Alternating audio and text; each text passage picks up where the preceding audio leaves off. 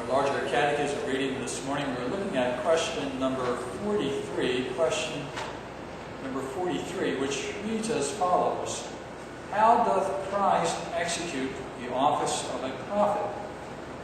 The answer of the Catechism is, Christ executed the office of a prophet in his revealing to the church in all ages, by his Spirit and Word, in divers ways of administration, the whole will of God, in all things concerning their edification and salvation.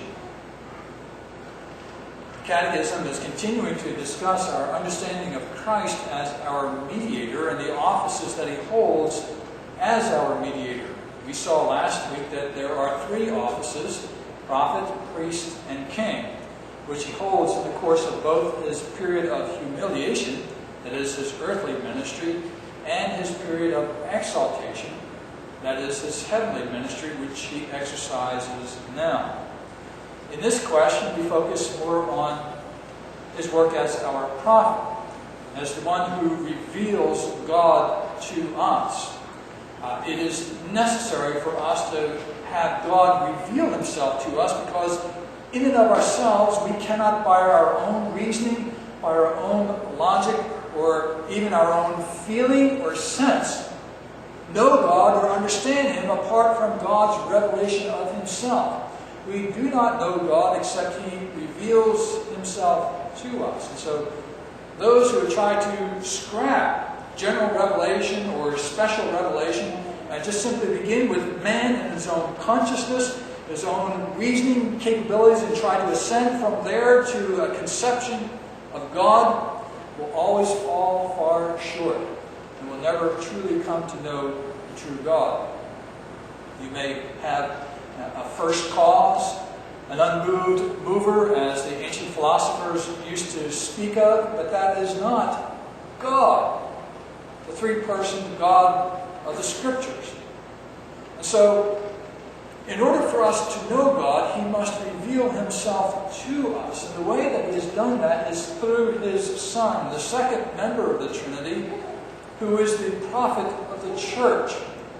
Now, the Catechism emphasizes that Jesus, as the prophet, is the one who reveals the Father to us. You recall Jesus often would talk about how he had come to perform the will of his Father, that he came to reveal the Father to us, that if you've seen me, you have seen the Father. Jesus is the one who reveals God in all ages of the church.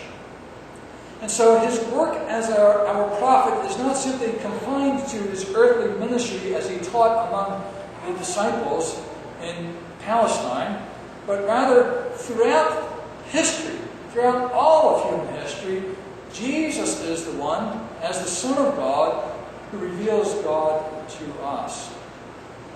He does so in all ages, so through Moses, through David, through the prophets. He does that work of revelation. You recall the Apostle Peter points this out to us in his letter, the first epistle, when he speaks of how the Spirit of Christ spoke through the prophets.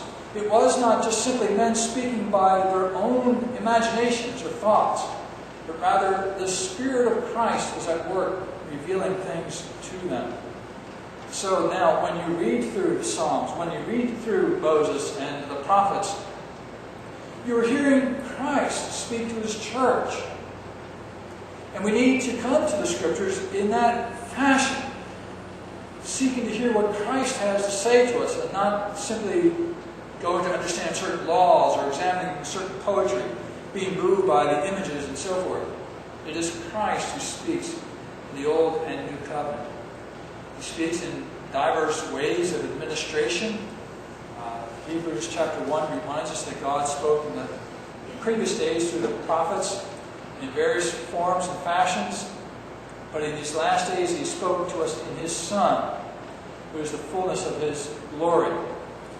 Jesus speaks and reveals God in a wide variety of ways in the whole course of the history of that revelation, through visions, dreams, through outright expressions and statements. But every case, he reveals the whole will of God, all things concerning our edification and salvation.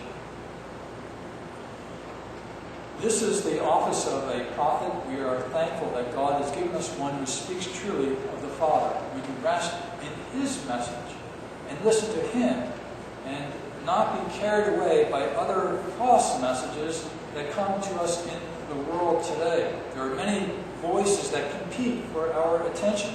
Many false prophets have gone out into the world. We need to be sure that we listen to the Christ who speaks in the Scripture.